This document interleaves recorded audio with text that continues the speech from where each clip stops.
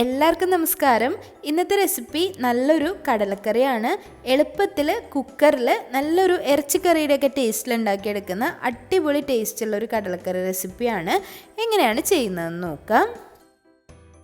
കടലക്കറി തയ്യാറാക്കാൻ വേണ്ടി 100 ഗ്രാം കടലയാണ് എടുത്തിട്ടുള്ളത്. 250 ml കപ്പിൽ 1 കപ്പ് കടല എടുത്തിട്ടുണ്ട്. കടല നന്നായി കഴുകി കുതിർത്തി വെക്കണം. ഒരു നൈറ്റ് അല്ലെങ്കിൽ 8 മണിക്കൂറെങ്കിലും കടല കുതിർത്തി വെക്കണം. നന്നായി കഴുകി 3-4 കപ്പ് വെള്ളത്തിൽ ഒരു നൈറ്റ് മുഴുവൻ കുതിർത്തി വെച്ചിട്ടുള്ള കടലയാണ്. 8 മണിക്കൂറെങ്കിലും മിനിമം കുതിർത്തി വെച്ചാലാണ് കടല പെട്ടെന്ന് വെന്ത് കിട്ടുള്ളൂ. കുക്കറിലാണ് വെക്കുന്നതെങ്കിലും കടല നന്നായി കുതിർത്തി വെക്കണം. സാധാരണ നമ്മൾ കടലക്കറി വെക്കാറ് കുക്കറിൽ കടല വേവിച്ചതിന് ശേഷം ബാക്കി മസാലകൾ ചേർക്കലാണ്. ഇന്ന് ഞാൻ കുക്കറിലേക്ക് ഡയറക്റ്റായിട്ട് മസാല ചേർത്ത് മസാലയിലിട്ടാണ് കടല വേവിക്കുന്നത്. വളരെ എളുപ്പത്തിലുള്ള റെസിപ്പിയാണ്. എങ്ങനെയാണ് ചെയ്യുന്നതെന്ന് നോക്കാം. കുക്കർ നന്നായി ചൂടാക്കുക. അതിലേക്ക് 2 ടേബിൾ സ്പൂൺ വെളിച്ചെണ്ണ ഒഴിച്ചു കൊടുക്കുക. ഏകദേശം ഒരു 1 ഇഞ്ച് കനത്തിലുള്ള പട്ട അതിലേക്ക് ചേർത്ത് കൊടുക്കാം. 3 മുതൽ 5 ഏലക്കായ വരെ ചേർത്ത് കൊടുക്കുക. ഏലക്കായ ടേസ്റ്റ് ഇഷ്ടമില്ലാത്തവർ അതങ്ങ് ഒഴിവാക്കിയേക്കാം. തീ ഒന്ന് കുറച്ച് വയ്ക്കുക. അതിനുശേഷം 1 ടേബിൾ സ്പൂൺ പെരിഞ്ജീരകം ചേർത്ത് കൊടുക്കുക, അല്ലെങ്കിൽ വലിയ ജീരകം. ഇനി നിങ്ങളുടെ അടുത്ത് പൊടിയാണ് ഉള്ളതെങ്കിൽ പെരിഞ്ജീരകം വറുത്ത് പൊടിച്ച പൊടിയുള്ളവരാണെങ്കിൽ പൊടികൾ ചേർക്കുന്ന സമയത്ത് ചേർത്ത് കൊടുത്താൽ മതി.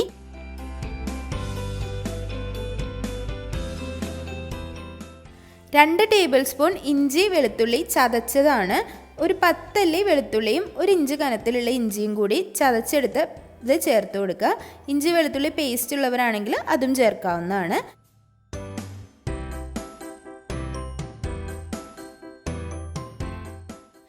ഇതുവരെ നമ്മൾ ചേർത്ത് കൊടുത്ത ഇൻഗ്രീഡിയൻസിൻ്റെ ആ ഒരു റോസ് സ്മെല്ല് അല്ലെങ്കിൽ ഒരു പച്ച മണം മാറുന്നത് വരെ നല്ലതുപോലെ ഒരു മീഡിയം ഫ്ലെയിമിൽ ഇട്ടിട്ട് 2-3 മിനിറ്റ് ഒന്ന് സോട്ട് ചെയ്തിട്ടെടുക്കാം.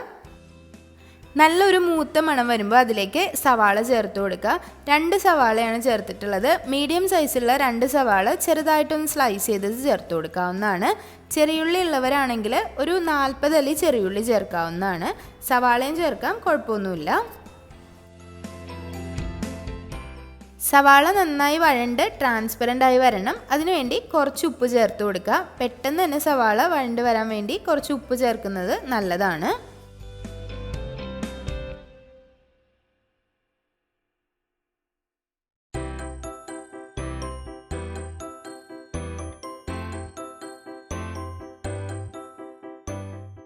സവാള നന്നായി വഴണ്ട് വന്നതിന് ശേഷം അതിലേക്ക് പച്ചമുളക് ചേർക്കാം. എരിവിനനുസരിച്ച് ചേർത്ത് കൊടുക്കാം. ഞാനിവിടെ 3 പച്ചമുളകാണ് ചേർത്തിട്ടുള്ളത്. അതിലേക്ക് 2 തക്കാളി കൂടി ചേർത്തിട്ടുണ്ട്. ചെറുതായിട്ട് കട്ട് ചെയ്തിട്ടുള്ള അത്യാവശ്യം പഴുത്ത 2 തക്കാളി ചേർത്ത് കൊടുക്കാം.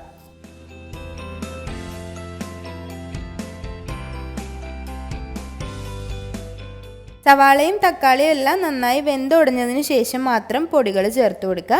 പൊടികൾ ചേർത്ത് കൊടുക്കുന്ന സമയത്ത് തീ ലോ ഫ്ലെയിമിൽ വെച്ച് കൊടുക്കുക, അല്ലെങ്കിൽ പൊടികൾ പെട്ടെന്ന് തന്നെ കരിഞ്ഞു പോവും. 1/2 ടീസ്പൂൺ മഞ്ഞൾപ്പൊടി ചേർക്കാം. 2 ടീസ്പൂൺ മുളക് പൊടി ചേർക്കാം. ഞാനിവിടെ കശ്മീരി മുളക് പൊടിയാണ് ചേർത്തിട്ടുള്ളത്. ഇനി കുരുമുളക് പൊടി ചേർക്കാനുണ്ട്, അതുകൊണ്ടാണ്. അപ്പോൾ എരിവുള്ള മുളക് പൊടി ചേർക്കുന്നവരാണെങ്കിൽ 1 ടീസ്പൂൺ ചേർത്താൽ മതി. ഇതിലേക്ക് 2.5 ടീസ്പൂൺ മഞ്ഞൾപ്പൊടി ചേർത്ത് കൊടുക്കുക. ഞാനിവിടെ പറയുന്നത് ടീസ്പൂണാണ്, table spoon കണക്കല്ല.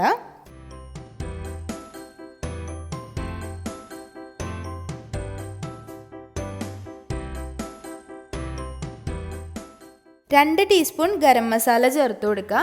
Garam masala ഇല്ലാത്തവരാണെങ്കിൽ chicken മസാലയോ meet മസാലയോ അതിന് പകരമായിട്ട് ചേർത്ത് കൊടുക്കാവുന്നതാണ്. 2 ടീസ്പൂൺ ചേർത്ത് കൊടുക്കാം. ഏറ്റവും ചെറിയ തീയിലിട്ടതിന് ശേഷം നല്ലതുപോലെ ഒന്ന് മിക്സാക്കി എടുക്കുക. പൊടികളൊന്നും കരിഞ്ഞു പോവാതെ നല്ലപോലെ മിക്സാക്കുക. ഇതിലേക്ക് 1 ടീസ്പൂൺ കുരുമുളക് പൊടിയും കൂടി ചേർത്ത് കൊടുക്കാം. കുരുമുളക് ക്രഷ് ചെയ്തതോ കുരുമുളക് പൊടിയോ ചേർത്ത് കൊടുക്കാവുന്നതാണ്.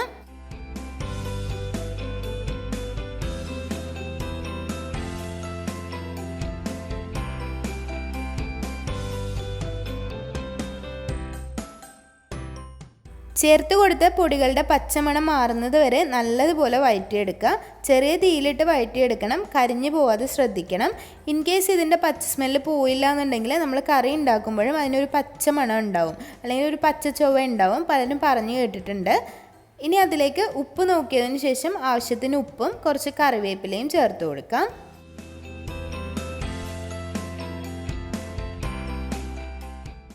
നമ്മുടെ മസാല തയ്യാറായിട്ടുണ്ട്. ഇനി ഇതിലേക്ക് കുതിർത്തി വെച്ച കടല ചേർത്ത് കൊടുക്കാം.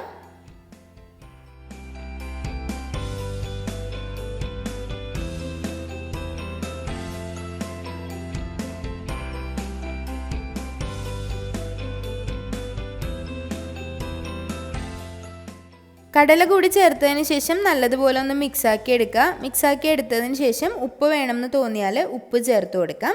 അതുപോലെ 1/2 കപ്പ് വെള്ളം കൂടി ചേർത്ത് കൊടുക്കണം. ഒരുപാട് വെള്ളം ചേർക്കേണ്ട ആവശ്യമില്ല. ഞാൻ 1/2 കപ്പ് വെള്ളം ചേർത്തപ്പോൾ ഇത് വെന്ത് വന്ന സമയത്ത് നല്ലതുപോലെ വരട്ടിയ പോലെയാണ് ഉണ്ടായത്. ഇനി നിങ്ങൾക്ക് കുറച്ചുകൂടി വെള്ളം വേണമെന്നുണ്ടെങ്കിൽ ഒരു 3/4 കപ്പ് വെള്ളം ചേർത്ത് കൊടുക്കാവുന്നതാണ്. ഇനി ഇതിലേക്ക് ഒരു ടേസ്റ്റ് ബാലൻസിങ്ങിന് വേണ്ടിയിട്ട് ഒരു 1/4 ടീസ്പൂൺ പഞ്ചസാര ചേർത്ത് കൊടുക്കാം. ഇത് ഓപ്ഷണലാണ്. ആ ഒരു ടേസ്റ്റ് ഇഷ്ടമില്ലാത്തവർ ചേർക്കണ്ട. പഞ്ചസാരയ്ക്ക് പകരം ഒരു ചെറിയ കഷ്ണം ശർക്കര ആയാലും ചേർത്ത് കൊടുത്താൽ മതി. ഞാനൊരു നല്ല ടേസ്റ്റ് കിട്ടാൻ വേണ്ടി മിക്ക കറികളിലും ചേർത്ത് കൊടുക്കാറുണ്ട്. കൂടെ തന്നെ 1/2 കപ്പ് വെള്ളം കൂടി ചേർത്ത് കൊടുക്കുന്നുണ്ട്. 1/2 കപ്പ് വെള്ളം എന്ന് പറയുന്നത് ഈ ഒരു കടലയും മസാലയും ഏകദേശം ഇതുപോലെ ഒന്ന് പാകത്തിന് മുങ്ങി നിൽക്കാൻ പാകത്തിനുള്ള വെള്ളമാണ്. കടലയ്ക്ക് മുകളിലായിട്ട് വെള്ളം നിൽക്കരുത്, എന്നാൽ കടലയെല്ലാം ആ ഒരു വെള്ളത്തിലായിരിക്കണം നിൽക്കേണ്ടത്. ആ ഒരു പാകത്തിന് വെള്ളം ഒഴിച്ചു കൊടുക്കുക. കുതിർത്തിയെടുത്ത കടല ആയതുകൊണ്ട് തന്നെ ആദ്യത്തെ ഒരു വിസിൽ ഹൈ ഫ്ലെയിമിൽ അടുപ്പിക്കുക. അതിനുശേഷം തീ നല്ലതുപോലെ കുറച്ച് വയ്ക്കുക. ഏറ്റവും ലോ ഫ്ലെയിമിൽ വെച്ചിട്ട് ഒരു 3 വിസിൽ കൂടി അടിച്ചാൽ കടല നന്നായി വെന്ത് കിട്ടും.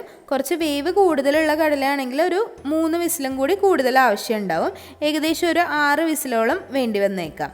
എന്നാലും സ്ലോ കുക്ക് ചെയ്ത് കടല വേവിച്ചെടുത്താൽ ഈ ഒരു മസാലയെല്ലാം നല്ലതുപോലെ അതിലേക്ക് പിടിച്ച് നല്ല കറക്റ്റ് ഒരു കൺസിസ്റ്റൻസി ആയിട്ട് കിട്ടും.